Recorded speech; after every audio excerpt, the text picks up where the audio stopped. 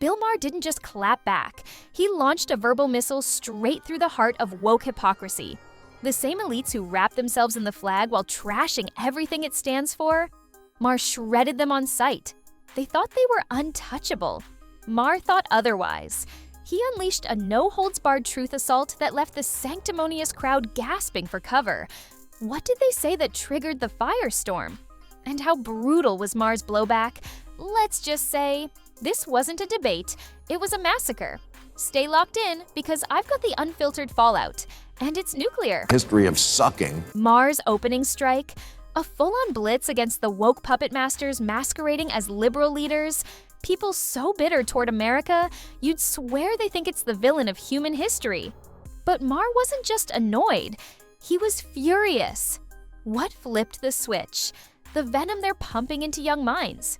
Instead of lighting a fire to reform and rebuild, these faux progressives are sowing seeds of despair, resentment, and total rejection of their own country. Maher sees the damage. When an entire generation is raised to believe their nation is beyond saving, why would they ever fight to make it better? That's the rot he called out. And then came the hammer. What he unleashed next didn't just make waves, it shattered the narrative. Maher locked in on Cori Bush like a heat-seeking missile, and what followed was a total evisceration. In his eyes, Bush isn't just off base. She's the poster child for a progressive movement spinning wildly out of control. He accused her and her ideological allies of drowning in identity politics, trading reason for raw emotion, and living in a delusion where facts are optional. According to Maher, they've ditched reality in favor of curated outrage, fueling division instead of unity. And the worst part? Their grand performances mean nothing. Symbolic noise, virtue-signaling theater, zero actual progress. Meanwhile, an entire generation is left confused, cynical, and dangerously disillusioned. Maher didn't just criticize, he delivered a full-scale warning. This movement is sabotaging itself from the inside out. Maher's second strike?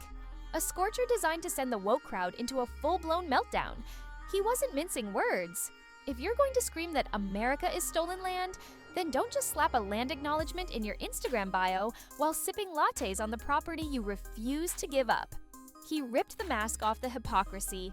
You can't label your ancestors as villains, enjoy every modern comfort they made possible, and then act like tweeting about injustice is some revolutionary act. Maher's message was blunt. Don't preach sacrifice if you won't make any. This wasn't a critique, it was a direct challenge.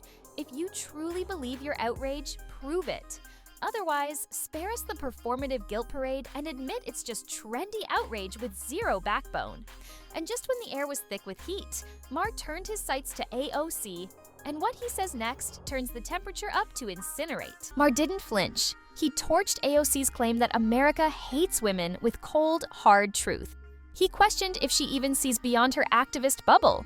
Sure, America's not perfect, but here, women can vote, speak out, own businesses, and wear what they want. That's power, not oppression. Compare that to countries where women are jailed for removing a hijab or need permission just to leave the house. Maher slammed AOC's rhetoric as not just wrong, but dangerously misleading. He warned that this kind of talk twists young minds, making them believe they're trapped in a dystopia, when they're actually living in a place with more freedom than they even realize.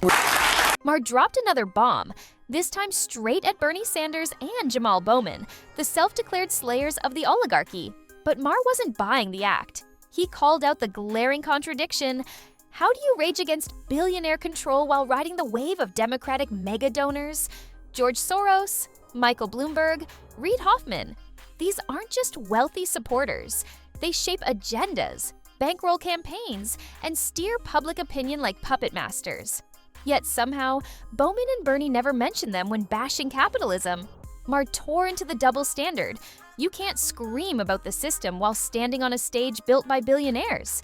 He made it clear, oligarchs exist on both sides. The real problem? Only one party pretends theirs are benevolent. Maher hit them with a truth they can't spin. If America is so evil, so broken, so irredeemable, why is the whole world still fighting to get in?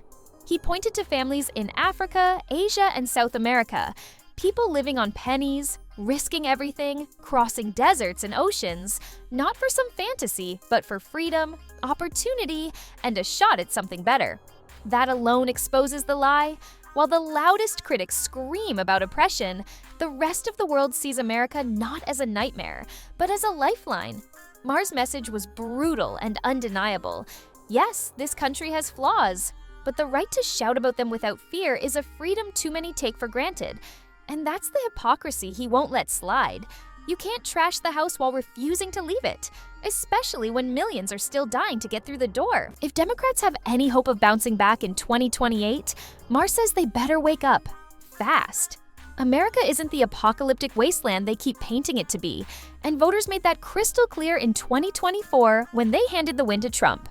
All the doom-filled speeches, the non-stop shame parade, the lectures drenched in self-loathing, it backfired. People didn't vote for guilt. They voted for grit. They didn't want another apology tour. They wanted someone who believes in the country. Maher's warning was sharp. If Democrats want to stop bleeding support, they need to ditch the performative pity and start showing real pride. Patriotism isn't passé. It's demanded. Americans are tired of leaders who act like they're embarrassed to be here. They want builders, not blamers. Until the left realizes that loving your country isn't selling out, it's the starting line for real change. They'll keep losing ground. Maher didn't tiptoe, he went straight for the jugular. When an MSNBC pundit claimed Kamala Harris just needed more time for voters to understand her, Maher shut it down cold. Time wasn't the issue, he said. Exposure was the problem. Voters did get to know Kamala, and that's exactly why they backed away. Maher tore into her messaging as hollow, robotic, and completely detached from reality. Instead of connecting with everyday Americans, she delivered word salad dressed up in progressive jargon. Ideology over impact, theory over truth. People don't want empty slogans. They want leaders who make sense. And Maher argued that every time Harris opened her mouth, she pushed voters further away. His verdict? Brutal but clear. Kamala didn't need more airtime. She needed a total political reboot. Today's woke left isn't just unpopular, it's become downright radioactive. What once marched under the banners of justice and inclusion has decayed into a bitter, joyless inquisition. The energy isn't about fixing anything anymore, it's about controlling everything. Progress has taken a back seat to purity tests. Open conversation has been replaced with ideological landmines. And instead of uplifting the marginalized, the movement now seems obsessed with punishing anyone who dares to color even slightly outside the lines. As a result, people are leaving in droves, not because they've suddenly fallen in love with conservatism, but because they don't recognize this version of the left anymore. Comedians are silenced, professors are canceled, longtime liberals are branded as traitors for not towing the exact script of the day. The same left that once defended free speech now leads the charge to shut it down. The same movement that once fought for nuance now demands total submission. And Maher? He's the living embodiment of the backlash.